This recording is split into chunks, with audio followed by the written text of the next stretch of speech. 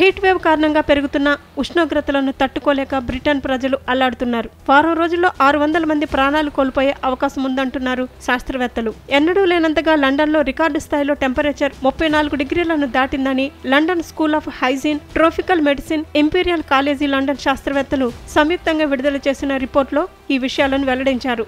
యూకేలో నమోదైన దశాబ్దాల నాటి గణాంకాలను ఉపయోగించి తమ అంచనాలను రూపొందించామంటున్నారు. హీట్ వేవ్ కారణంగా పొంచి ఉన్న ముప్పు గురించి ఇంగ్లాండ్, వేల్స్ సహా స్కాట్లాండ్, నార్థర్న్ ఐర్లాండ్ ప్రజలను హెచ్చరిస్తున్నారు నిపుణులు. మృతుల్లో సగం మంది లండన్ వాసులు ఉంటారని హెచ్చరిస్తున్నారు. EU దేశాలైన ఫ్రాన్స్, స్పెయిన్ కూడా హీట్ వేవ్తో సతమతమవుతున్నాయి. ఇలాంటి హీట్ వేవ్ 50 ఏళ్లలో ఒకసారి సంభవిస్తుందని చెబుతున్నారు శాస్త్రవేత్తలు. యూకేలో వేసవి ఉష్ణోగ్రతలు సాధారణంగా 10 డిగ్రీల నుంచి 17 డిగ్రీల వరకు ఉంటాయి. వాతావరణంలో అసాధారణ మార్పుల కారణంగా ఉష్ణోగ్రతలు 34 డిగ్రీలను దాటుతున్నాయి.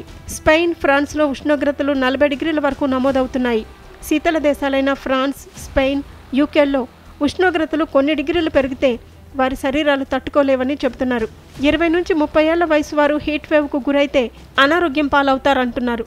65 ఏళ్లు దాటిన వృద్ధులు, చిన్నపిల్లలు, గర్భిణీలకు హీట్ వేవ్ ప్రాణాంతకం అవుతుందని చెబుతున్నారు.